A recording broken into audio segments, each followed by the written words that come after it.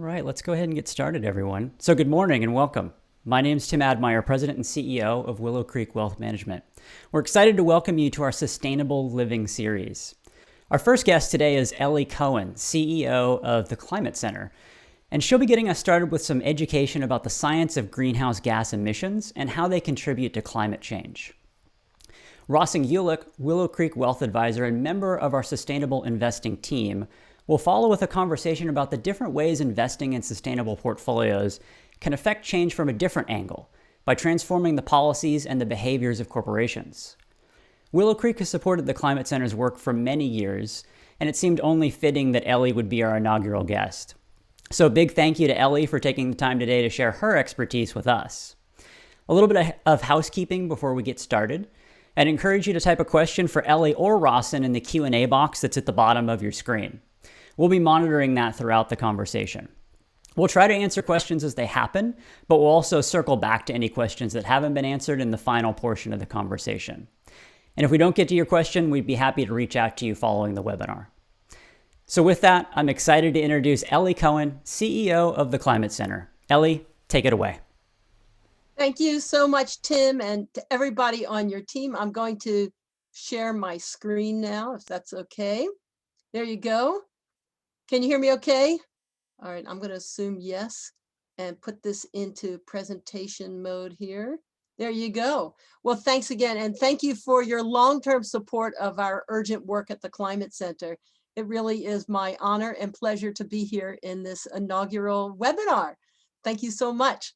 I'm going to speak today about Climate Safe California, the path to net negative emissions in California by 2030. Some of you are already familiar with the Climate Center. We were founded in 2001 by Anne Hancock and a colleague. Our mission is speed and scale greenhouse gas reductions. We are probably best known across California for the key role we played in the phenomenal growth of community choice energy, which started here in Marin County, where I live, with Marin Clean Energy in 2010, Sonoma Clean Power in 2014. That would not have happened without Anne's leadership and others at the Climate Center and many partners across the county. Today, there are 24 CCAs serving 88% greenhouse gas free electricity to 11 million Californians, more than a quarter of the state. So very exciting and a great example of speed and scale greenhouse gas reductions. But we know we need to do much more than just help clean up the electricity sector. We have to do this across every single sector of society. And that's why we launched our campaign. Before I get into more details about that, I'm going to talk about some of the latest science, some of the policy and opportunities here in California for us to make a difference, and then what we can each do. So I'll jump into it now. We all remember that very frightening, eerie orange sky day back in early September. The LA Times headline the following Sunday said this: California's climate apocalypse, fires, heat, air pollution. The calamity is no longer in the future, it's here now. And that is absolutely the truth, as we all know and have lived through. What's really interesting is that the United Nations has set goals for us internationally and for countries across the world that are on the cutting edge, those that are working hard towards these United Nations goals of 1.5 C warming. We want to stay below that.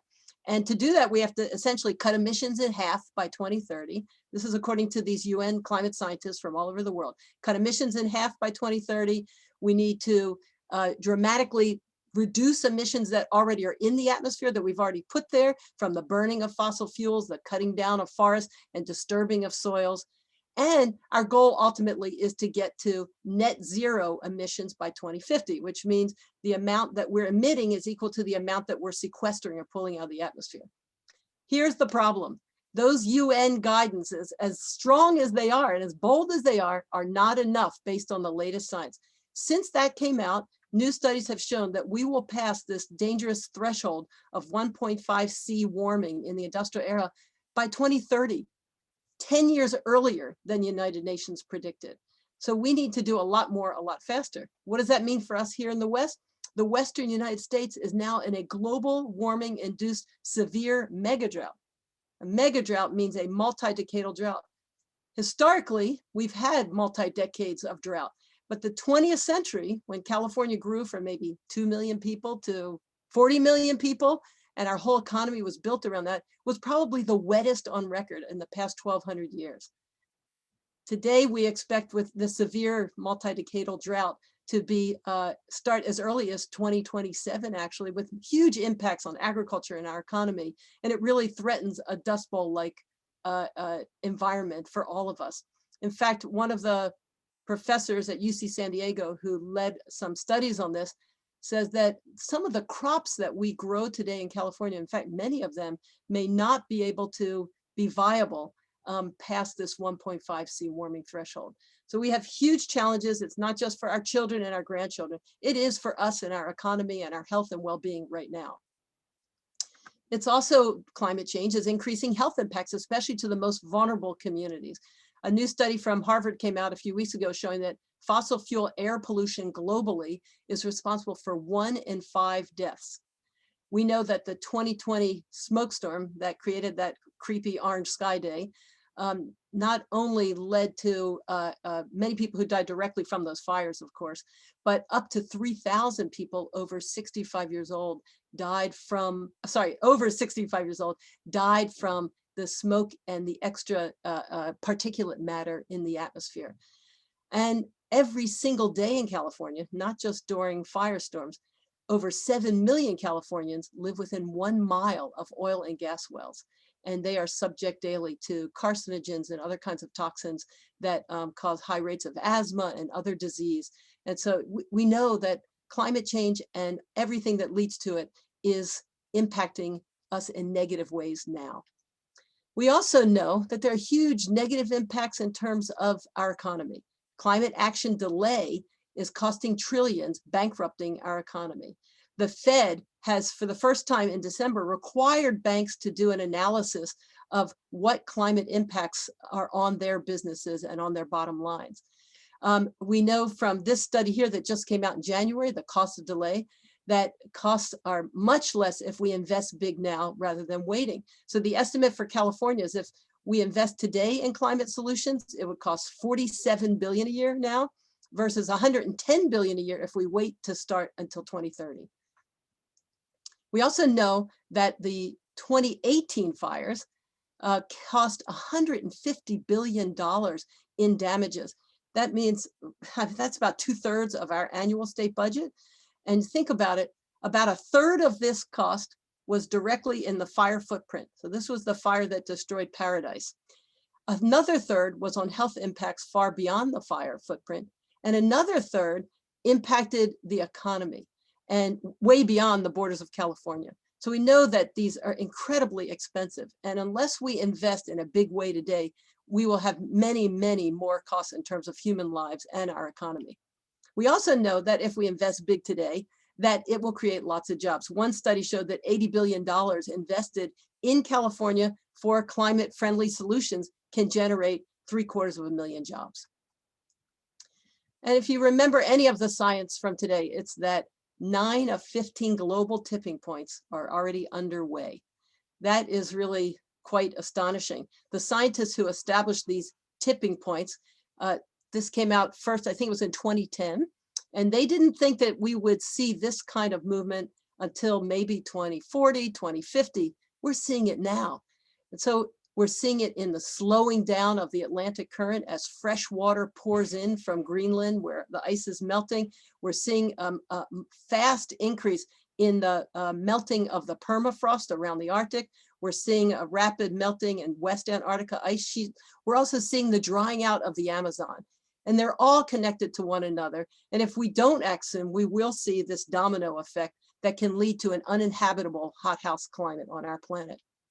One of the lead authors of this said, "We have underestimated the risks of unleashing irreversible change. We're seeing strong evidence already for declaring a state of planetary emergency. The next decade is our window with consequences for all future generations." One last study I want to share with you. This is came out in January from the top 17 biologists and ecologists from around the world, including Paul Ehrlich from Stanford. Humanity is causing a rapid loss of biodiversity, and with it, Earth's ability to support complex life. But the mainstream is having difficulty grasping the magnitude of this loss, despite the steady erosion of the fabric of human civilization. This is really an excellent and powerful summary of where we are today. And we need to wake up the mainstream and make sure in every way we can that we do not lose the fabric of human civilization. We need healthy ecosystems to sustain life as we know it. The bottom line is the climate reality is outpacing our outdated policies, and leaders are now stepping up. Governor Newsom on September 11th, 2 days after that Orange Sky Day, in part from work from the Climate Center, that we are in a climate emergency. Our goals are inadequate. We have to fast track our goals. He came out with 2 executive orders after that. One, that we should have only zero emission vehicle sales by 2035, and another one calling for 30% of our land and waters to be protected by 2030. But as bold as they are, it's not enough. California is seriously behind. There are new international and national climate targets that we are way behind. The European Union has agreed to cut emissions by at least 55% below 1990 levels by 2030. Some of you may know California is committed to only 40% below 1990 levels by 2030. We need to do much more. The United Kingdom, under conservative leader Boris Johnson, has agreed in December to cut greenhouse gas emissions 68% below 1990 levels and committed to 100% zero emission vehicle car sales by 2030. California needs to do that and more. We are, in essence, the demonstration project of the world on climate change. We're looked to as the leaders, but we have fallen behind. Finland, a much smaller economy, has agreed to net zero emissions by 2035 without offsets. Rhode Island has agreed to 100% greenhouse gas free electricity by 2030. And of course, President Biden has committed to 100% greenhouse gas free electricity in the entire country by 2035. Right now, our commitment in California is 60% by 2030, and we don't get to 100% until 2045. It's not enough. We can do much more. We just need the political will. We also know that bold targets work. As goes California, goes the world. In 2002, we passed the most cutting-edge tailpipe emissions reductions law that was adopted by 13 other states over the following years, and by 2010 was the basis for the national clean car standards. In 2017, when President Trump withdrew us from the Paris Accord, California, with a state in Germany, launched the Under 2 coalition to stay under 2 degrees Celsius warming in the industrial era. This effort now includes 220 jurisdictions around the world. That means 1.3 billion people and covers 43% of the world economy. And of course, Governor Newsom's executive order on zero emission vehicles, while we think it's too late, 2035, and it should be moved up, it still set new targets for many car manufacturers because California is the biggest car market in the country.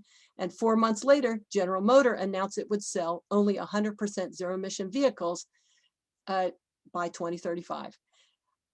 California must lead for the country and the world to secure a climate safe future. We know that. We know we need more aggressive policies and accelerated timelines in California now.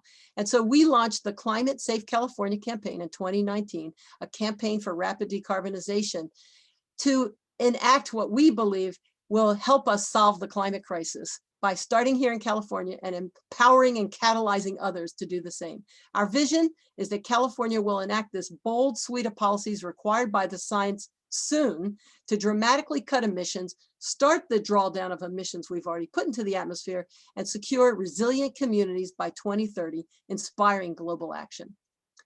Climate Safe California calls for accelerating existing state goals by 15 years.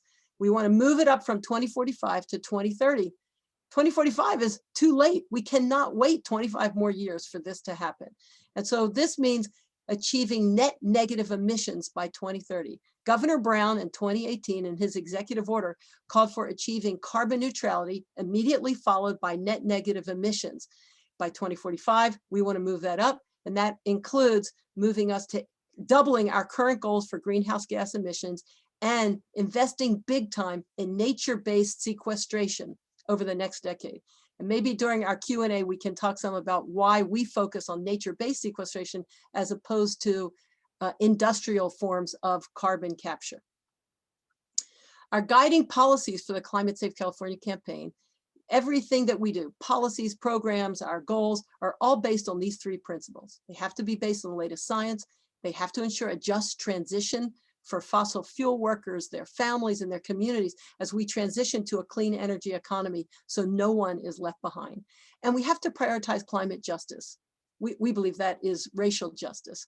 And we want to ensure that lower income communities and many communities of color are no longer disproportionately harmed from fossil fuel production and use, and that these communities have equitable access to climate-friendly solutions, which they do not have today in California.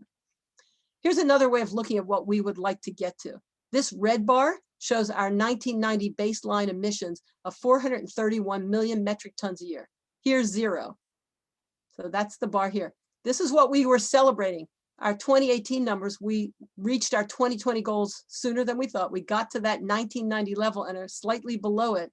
But as you can see, we have a long way to go, 425 million metric tons a year. This is what's currently on the books in California to get to 40% below that 1990 level by 2030. We want to get to something based on the latest science and the reality, the physics and the biology and the chemistry of how quickly climate is deteriorating globally.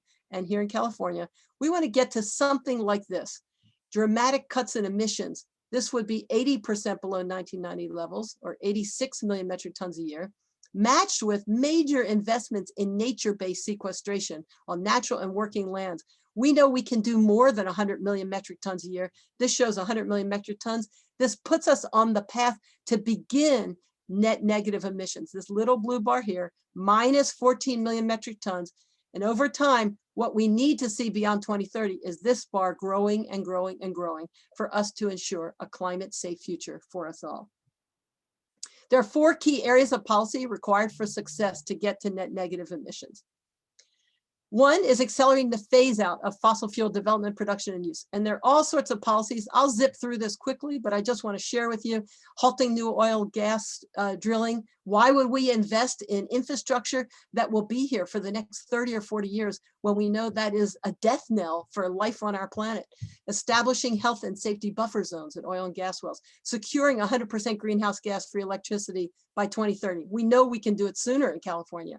Requiring that 100% ZEV sales before 2030 and electrifying everything. We need to ban natural gas and other kinds of short-lived climate pollutants that are very powerful in the short term.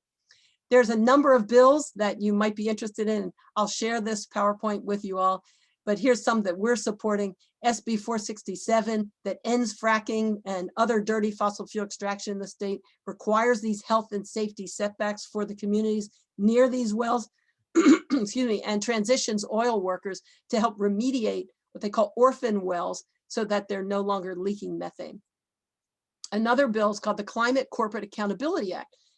It would require corporations of $1 billion or more doing business in California to disclose their entire carbon footprint. They have to establish science-based goals for emissions reductions, and this has to be verified by a third party. The second leg of the stool is increasing sequestration. As I've already described, we can do it through carbon farming and gardening in urban areas, climate smart habitat restoration, enhanced habitat protection, and engaging indigenous communities and traditional ecological knowledge. For fire protection alone, it's huge to do that. There's new bills. We don't even have goals right now by law in California for nature-based sequestration. We need those in place.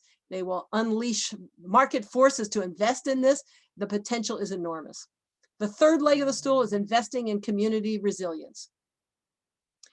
We have, as we all know, we've been in these smoke storms, we've been in the fire, we've been evacuated from our homes. Some of us have lost our homes. We have to fund implementation of resilience plans in all of California's counties and cities by 2025, no later. We have to implement clean energy community microgrids with storage so that we have electricity, whether there are unplanned or planned outages. And we have to ensure environmental justice resilience hubs where we prioritize lower income communities first. So again, we have to prioritize these communities that suffer the most from air pollution and power outages. Because of the work at the Climate Center, bringing together a number of partners, in January, the California Public Utilities Commission approved $200 million to go to low-income communities to establish microgrids. We were excited about that, except all the funding goes to the investor-owned utilities like PG&E. Our intention is for these funds to go, and we need much more than 200 million. This needs to go to the communities themselves so they can decide how and where to allocate those funds for clean energy community microgrids. There's 3 bills that we're working on in these areas. Senator Dodd from Napa is a planning bill.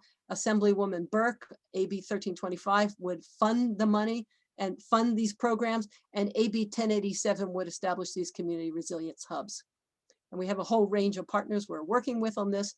The fourth part of this, which really connects the legs of the stool, is funding climate action. We know, as I mentioned earlier, we need at least 47 billion a year. That's the total economy. We believe that it requires a major investment from the state of somewhere between 12 and 20 billion a year that makes those changes, that open up the market so private investments can pay for much of what's needed, and that private entities can make money doing the right thing. We know that we can do this, but there are many changes that need to be made. And we also have the potential of billions of dollars, by the way, coming in from the new federal stimulus funds that will be approved by the House of Representatives today and probably signed into law tomorrow by President Biden. We have many other ideas. I want to highlight a couple here. A per passenger fee could raise 2.4 billion a year in California, but requires federal action to happen. Bond measures, there's a group working on a $30 billion bond measure for our 2022 ballot that would provide funding for this transition in transportation and other sectors, progressive carbon fees and fee baits, green climate bonds, and closing tax loopholes. The suite of solutions and technologies exist today for California to enact now. Our government really needs to act at every level because our house is on fire. We have to ask ourselves, are we doing enough? And I think we all know we're not. As Senator Wiener said last week, it is time to go big on climate change. And I invite all of you to endorse Climate Safe California. We have, I think it's 992 endorsements as of today. You can go to our website at climatesafeca.org and pledge right now. It's a public pledge of support for California to accelerate aggressive climate policy, inspiring states and countries to greater action for a climate safe Earth. As Terry Tamminen, our former Cal EPA secretary under Governor Schwarzenegger said, I strongly endorse the goal of Climate Safe California to achieve net negative emissions by 2030. 2050 is too late.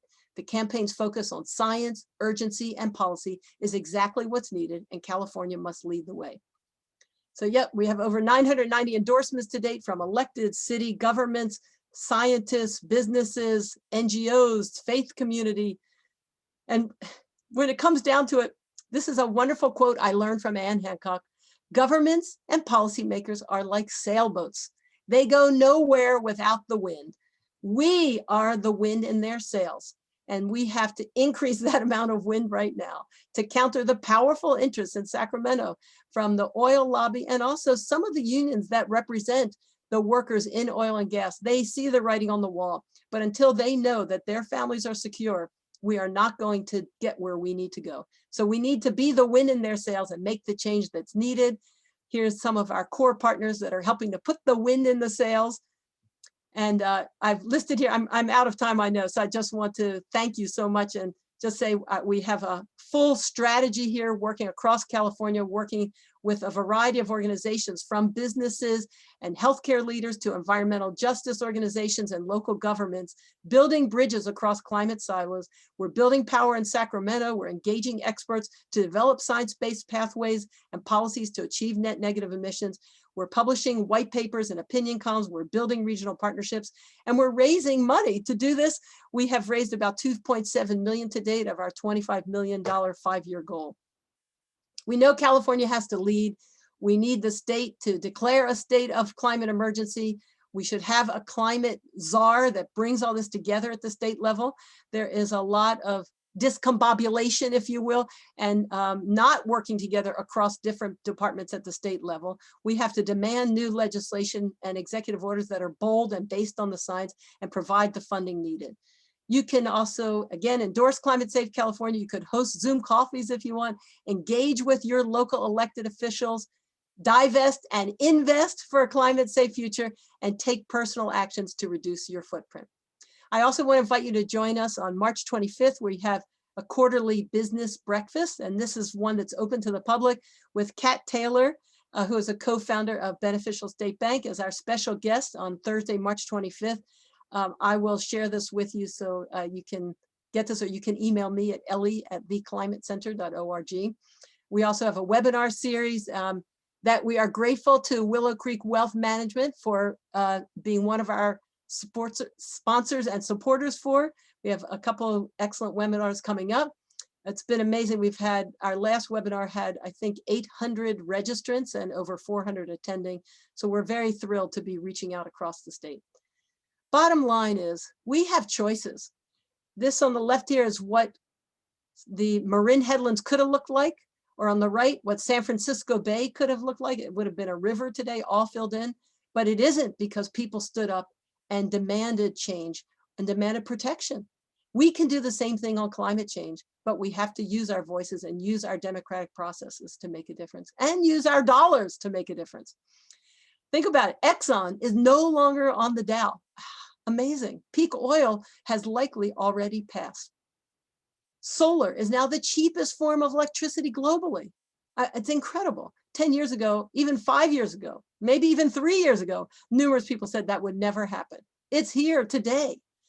And here's my headline for December 2030. If we do everything we know we need to do today, that California is the first state to reach net negative emissions, kickstarting the nation and the world into equitable climate action. Thank you so much. Thank you, Ellie. That was great. That's a lot of information packed into there, and it's pretty clear that we've got a lot of work ahead of us as a society. So thanks for covering that. And I see a lot of questions coming in, and we're going to get to those at the end of the webinar during the Q&A session.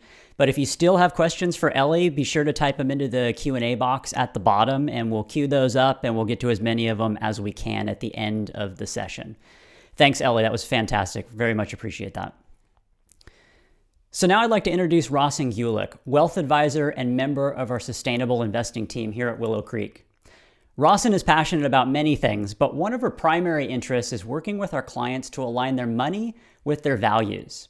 So let's dive right into it, and let's talk a little bit more about sustainable investing. Rosin, welcome. This is exciting. I've been looking forward to this conversation with you. Thanks, Tim. And I just want to say thanks to Ellie and everyone at the Climate Center for the work that you do. Your education is really helpful, and we appreciate you sharing it with our community. We are aligned on the greenhouse gas emissions front, and we'll talk a little bit about that today. But as you said, the solution really has to come from everyone, and that comes from what our personal choices are. It comes from the work that you guys are doing. It comes from public policy, but it also comes from private companies. So that's what the approach that we take is investing in private companies. So public companies, sorry. And so we're going to broadly talk about that today. And this is a little bit that goes back to what Ellie was saying about mainstreaming these changes. So thanks again, Tim. Yeah, absolutely. So let's have a conversation. Let's start kind of high level, 30,000 foot, and then we'll kind of peel things away from there. So let's take a look at what the sustainable investing landscape has looked like from the beginning, how that's evolved, and kind of where we're at now, and then we'll dive in from there. Yeah, that sounds great. Well, the investment landscape really has changed a lot. It's evolved, and it's evolving very fast right now. In the U.S., it really goes back a couple hundred years with its roots in the Protestant church and the anti-slavery movement, and also in the certain consumption habits. So that translates today into things like sin stock, so alcohol and tobacco. And then if you jump forward to the 1960s and the Vietnam War, that was when we really saw the emergence of the socially responsible investing movement. And that also ties into South Africa and apartheid. You saw it here in this country, university endowments to defund billions of dollars from South Africa and be really a part of driving change there and leading ultimately to a new constitution. Jumping into the 21st century, the focus is climate change. So that's, the environment is really the main focus, has been up to today. We're seeing a lot of evolution and movement with the social change as well. institutional investing has really driven most of it up until recent times. So that was corporate and public pension plans, and university endowments. And now we're seeing a lot of demand from individual investors. So a lot of demand for more specific targeted investment options, and we're seeing a big upswing in that. So we're seeing now investment options that are really not only addressing the planet, addressing people on the social front, and addressing the need for profitability. Yeah, interesting. That's great. So we really have come a long way over a period of time. Obviously there's a lot of work to be done on the social and climate side, but on the investment side, a lot of work has definitely been done, and a lot of progress has been made there, even very recently. So let's go a little bit deeper here, and everyone kind of has a slightly different definition of what sustainable actually means, and how that might apply to their investments or their life. So what does it mean for a portfolio to be sustainable? Well, the goal of sustainable investing really is to join in with all those other components. So those components being the nonprofit world, being public policy, and then investing in public companies has to all work together to drive that change that we need to see in the world. So that's really the goal there. The behavior change of the corporations is being driven by investor demand for alignment with personal values. It is more investment choices of that demand that we just talked about, and then corporate sustainability initiatives and reporting that we've seen a lot of growth in both of those areas. But when you look at the portfolio, there really isn't a one size fits all. Each individual investor's values are going to drive what's in the portfolio. But that said, it's not just about personal values, because views on risk management are changing. And with expansion in reporting initiatives and investors' ability to really drill down and identify what risk and opportunities lie hidden underneath that are not in those financial metrics that have been historically reported, and that we have those non-financial metrics that are now being reported. So that's driving a lot of change as well. So from our standpoint, you could go down the rabbit hole on so many of these issues, but we kind of have to draw the line somewhere. So we, as well as the Climate Center with their focus on carbon emissions and reduction of greenhouse gas emissions, that's our main focus. That's where we draw the line. And so it's measurable and it's quantifiable, and that really ties into our overall investment approach of evidence-based and data. So we look at it really kind of like a carrot and a stick approach. So we're going to reward those companies with our investment dollars that are performing at the top of these environmental metrics. And then we're going to either reduce or eliminate those companies that are, say, for example, have poor governance or aren't set up to deal with the energy transition that's upon us now. So many investment managers are getting involved more so than they had before, getting involved with shareholder proposals, getting involved with dialogue with these public companies to help them commit to making changes. So that's becoming more prevalent as well. One of the bold targets that Ellie talked about is Microsoft. They recently announced their moonshot goal, not of carbon neutrality, but of negative carbon by 2030. So it's a great example of how these big corporations can really lead change and pull those others forward. Like Ellie was talking about how California really needs to be that change maker and that leader.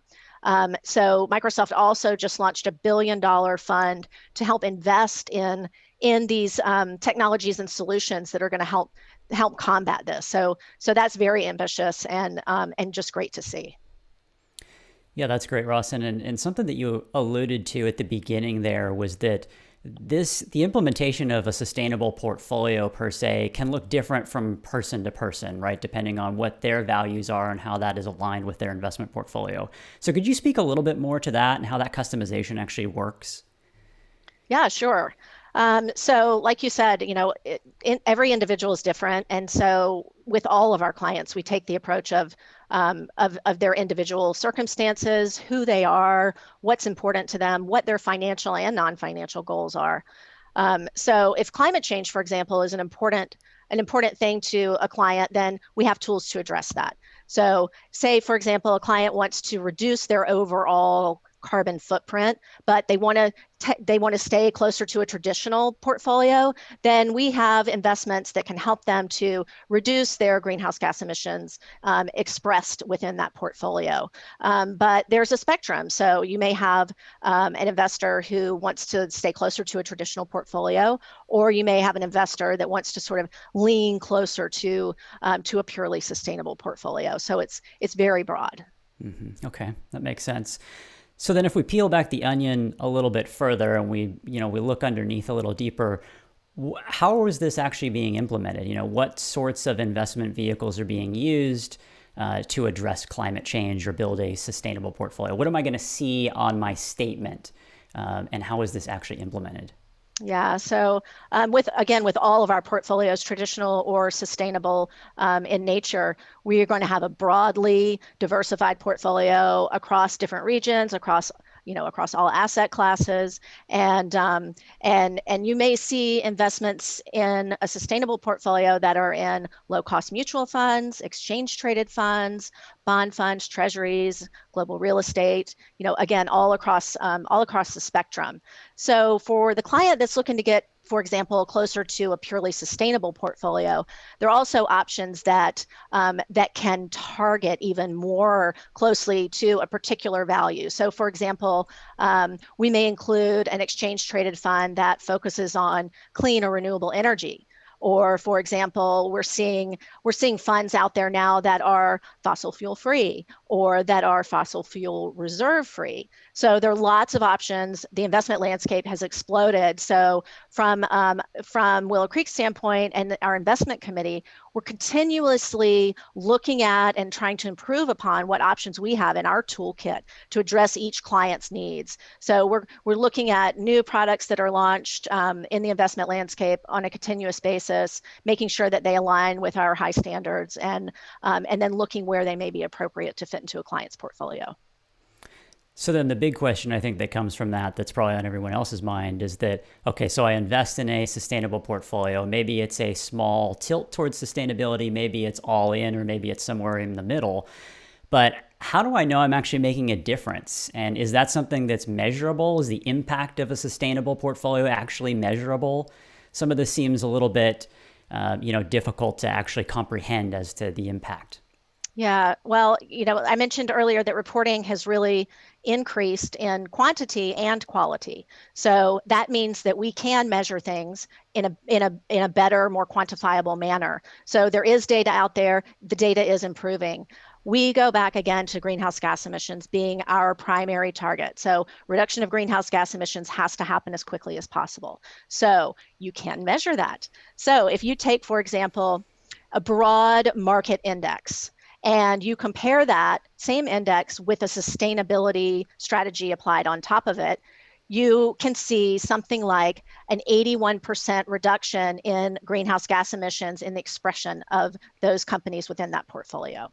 You can also see about a 99.9% reduction in those reserves. So those areas where fossil fuels have been shown to be extractable, but they're still in the ground. So a 99% reduction in the potential emissions from those reserves. So yes, it is quantifiable. Yeah, and it sounds like, to your point earlier, the ability to quantify that is becoming better and better as we move forward, as corporations are being are providing better data essentially for us to be able to look at that information. Is that right? It is, and it's being demanded from investors. So investors and consumers, so the customers of these companies. So back to that Microsoft example, they're not only their customers, but their employees are also demanding these types of change. Mm-hmm. So let's take a look at a term that kind of gets thrown around at times, and that's the greenwashing term. We hear it both in the investment community as well as, just more broadly in consumer products. But essentially, it's where companies are providing somewhat misleading information at times, or potentially are, about how environmentally sound their products really are. So how much of that do you think is actually happening in the investment world? Yeah, so greenwashing, marketing campaigns where there's really little to back it up. There are going to be bad actors in any industry. Financial services is certainly not excluded from that. But we're seeing more regulatory oversight in specifically addressing potential greenwashing. So, for example, last week, the SEC announced that they created a task force for climate and ESG. So they're going to look at investment managers' claims, they're going to look at investment advisors' claims, and make sure that they're not misrepresenting the impact of these portfolios. So that's a really important change. There has been a flood of new products in the recent years and months, and that, you could look at that from a greenwashing standpoint, but I like to look at it from a momentum standpoint. So we're really at a tipping point in this public investing space with momentum behind it. So I really look at it as a positive thing. Yeah, that makes sense. And that kind of answers my next question a bit as well, in terms of, so if this greenwashing exists, is that actually greenwashing, or is it the demand that's being driven by the consumer for products for wanting products that focus more on sustainable issues? Yeah, exactly. Investor demand, and like I said, as of late, really individual investor demand. And you see younger folks now sort of having some money to invest, and they are really they're not settling for inferior products. Mm-hmm. So I've got one more question for you, Rawson, and I want to allow enough time for questions at the end from the audience, and I see a ton of them stacking up here, so thanks for submitting those. So the last question, let's kind of look forward a little bit. What do you see the future of sustainable investing looking like from here forward? So from a climate standpoint, we all have to do better. Like we said all along, what Ellie has been saying, it takes a village, so to speak. So I believe that corporate behavior is changing. It is coming from all different areas, and that what's going to end up happening is that corporations are going to be run more sustainably. So there's going to be less focus on specifically investing in a sustainable mandate, because everything's going to have to be sustainable in order to, from a corporate standpoint, be able to survive from the competition, but also everybody's going to have to pull together to make the changes in the world that we need to see. Wonderful. That's great, Rawson. I appreciate the conversation and the insight. Thank you. Thank you. So we've got a lot of questions, like I mentioned, coming in from the audience. If you haven't had an opportunity to ask yours, go ahead and drop it in the Q&A box down at the bottom, and we'll try to get to it. Like I said at the beginning, we do have a lot of questions, and we are going to try to wrap up on time at noon. So if we don't get to your question, I apologize, but we'll try to circle back with you after. So Ellie, if you want to jump back on here, I see quite a few questions for you, so we can start with some of those. Welcome back, Ellie. Thank you. So the first one that I wanted to bring up is around nuclear power. And this is one that, you hear a lot of debate on both sides back and forth about, how nuclear power impacts climate change. Is it a positive thing for climate change or not? I know that you've recently made some comments about your thoughts on that. So I was hoping you could chime in on that in a little bit more detail. Thank you. I would first point to the fact that in the United States, no new nuclear plants have been built in decades. And that says the answer more than anything else, which is it's economically not viable. In addition, from a climate point of view, if a plant exists today and it's operating safely, I'd say it can keep producing electricity. It's already there doing what it's doing. And we shouldn't get rid of it right away. But the real challenge is that we're talking about changes that are happening so quickly. We don't have the time to wait for gigantic infrastructure projects to be put in place. So waiting until, even if we could have safe nuclear, we're talking about 10 to 20 years before it even gets going, and billions of dollars in investments. And the truth is, we don't need it. We have all the solutions and technology today, as I mentioned, between solar and wind and other solutions. We have it all today. We just need to implement it at scale. Mm-hmm. Okay, makes sense. Next question is, you talked a little bit, Ellie, about hitting carbon emission targets earlier than the targets that were already set and how important that was. The question is, can you talk about, how hitting them earlier helps mitigate climate change, and does that 5-year difference make a significant difference? It sure does. So let's remember that California for the 5 years, if what you're talking about is the 2035 zero emission vehicles up to 2030, it actually makes an enormous difference. So every time one of these bold goals is established based on science, it sends all kinds of market signals. And as we saw with General Motors, we have today already, I think it's Volvo and Ford Europe committing to only producing and selling zero emission vehicles by 2030. It does make a big difference. One is the market signals it sends, but second is because every extra amount of greenhouse gas emissions we put into the atmosphere will be there that much longer and extend the challenges that we face. The sooner we stop greenhouse gas emissions, the sooner we start drawing down what we've already put in the atmosphere, the better off we'll be, because we will have a time much sooner when we will have a stable climate that we can all thrive in. So I've got a couple of questions for you, Ellie, that are somewhat related in terms of greenhouse gas emissions and contributions to obviously the fires that we had over the course of the last few years, how what the correlation is there, and then kind of a follow-up to that in terms of working to control climate change or combat climate change.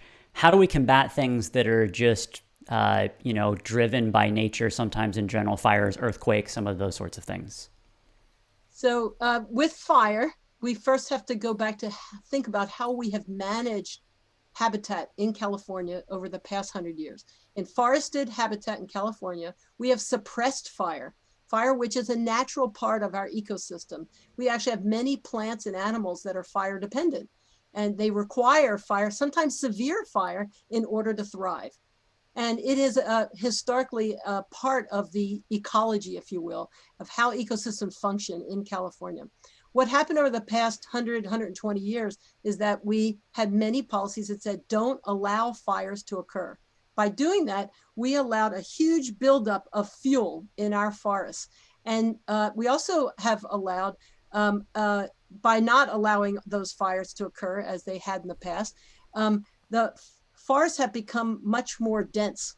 And so you have these sort of policies that build on one another and actually worsen everything that's going on. So in the forest, for example, as they become thicker and thicker with more and more trees, they are more fire prone to be much more disastrous fires. And they also, trees are like, you could think of them as straws in the soil. They're sucking out water. So we have to think, are we just focused on one goal, which is mitigating fire, or are we thinking about water and how much water we have in California where we're facing a severe drought? So we need to look at it from a holistic perspective. So allowing fires, doing prescribed fires. One of our biggest challenges is that roughly a third of us, including where I live right now, we are in what they call the WUI area, which is the wildland urban interface. A third of us live in areas that were naturally fire prone. So we can't just allow fires to go anywhere.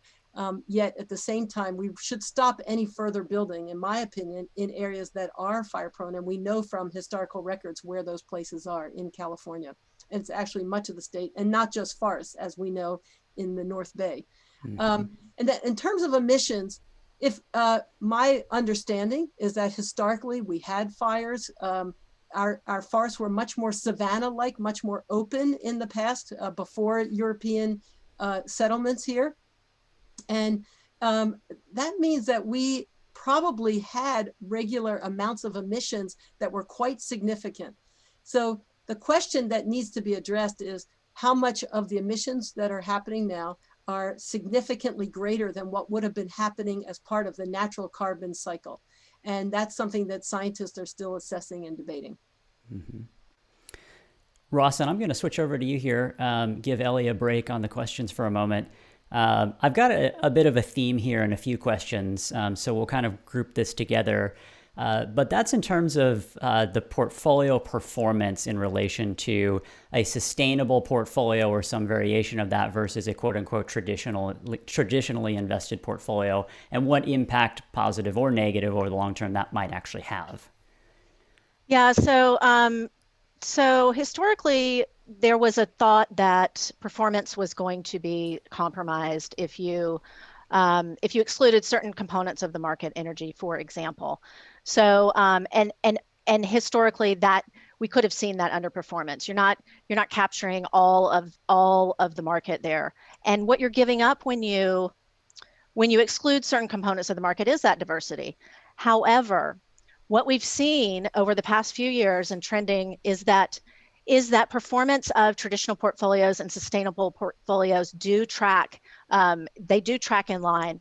Last year, for example, we saw underperformance of energy. So therefore, those funds that excluded or reduced energy exposure actually did outperform. So we expect them to perform similarly over time. And as sustainability from a corporate standpoint continues to rise, there are risks to corporate performance as well. Like we talked about, risk management is changing. Our views on risk are changing. So we anticipate that as companies become more sustainable, their corporate performance is going to improve, and therefore their investment performance will also improve. Mm-hmm. Another question for you, Ellie, in terms of kind of the changing cyber-driven world. So focusing more on technology and the cyber work world as my interpretation of what our participants getting at with this question. Is that causing an impact to greenhouse gas emissions, climate change, all of that in any way? Yes. I mean, every time we use power, we are having an impact. So how that is powered is critical. How the equipment that we're using is made is critical. What is the footprint of it? Looking at the entire life cycle of all of these things is essential. So having a full life cycle view of every product we use and every service we use is critical in order to move towards a climate safe future. Mm-hmm. So one last question, and it'll be for you, Ellie, and then we'll go ahead and wrap up for the day. But if we step back and we look at it a little bit bigger picture here, we started off with greenhouse gas emissions and have focused on that a lot today. So the big question then is, why are we focusing on greenhouse gas emissions to begin with? I think we all know that by the burning of fossil fuels and the cutting down of forests and disturbing of soils, not just in the past 150 years and even the last 30 years where it's gotten much worse, but really in the last 10,000 years, actually, humans have actually changed the chemistry of our atmosphere. And in essence, by doing those activities, we have made that thin layer of atmosphere a little thicker and holding in heat and not letting that heat re-radiate back out to space. By doing that, we are altering the very processes that sustain life as we know it. We are experiencing it firsthand here in California. Every year, every other year, we're having unprecedented record-breaking heat waves, firestorms, smoke storms, floods, and we'll have it again. And whatever we've experienced will just be the beginning of how bad it will become. I mean, that is really the truth. But the future is in our hands. We have the potential to basically write our future, but we have to act in a big way right now. Allowing it to continue really is allowing a death sentence for much of society as we know it today. And so we already are starting to experience in California. We've experienced it firsthand. We need to take action. At the Climate Center, our belief is that the single biggest unlock to allow business, and some of the things that Rawson touched on today, the single biggest unlock is policy. And we have chosen to focus on state policy in California, the 5th largest economy in the world, because so many look up to us and we know what we do here catalyzes action elsewhere. So here we are right now, this moment in time in 2021, Californians, we can make a difference for the future of our planet in a really big way. And it is a moral obligation, in my opinion, a scientific obligation, and a societal obligation for our fellow human beings and for the wildlife and nature around us. We have to take action. We have the opportunity. We know the pathways. We can unlock market forces and do so much more. We got to act now. Wonderful. I think that's a great note to end on, Ellie. Thank you for closing that out for us. So on behalf of Rawson, myself, and everyone else here at Willow Creek, thank you, Ellie, for taking the time to join us today and provide your insight to our listeners. We really appreciate that, so thank you. Rawson, great conversation. I really appreciated it. We could have gone for a lot longer. I'm sure there's some other questions that have come out of this. So I'd encourage our listeners to reach out to us and talk to Rawson if you have other questions. If you're interested in learning more about the Climate Center, be sure to check out their website at theclimatecenter.org. And if you'd like to learn more about how you can align your values with your investment dollars, or just to speak with Rawson directly, you can visit our sustainable investing page on our website at sustainable.willowcreekwealth.com. So finally, thanks to all of you that took the time out of your day to join us. We really do appreciate that. Look forward to seeing you on the next installment of our series, and we hope you enjoy your afternoon. Thank you. Thanks. Thank you so much.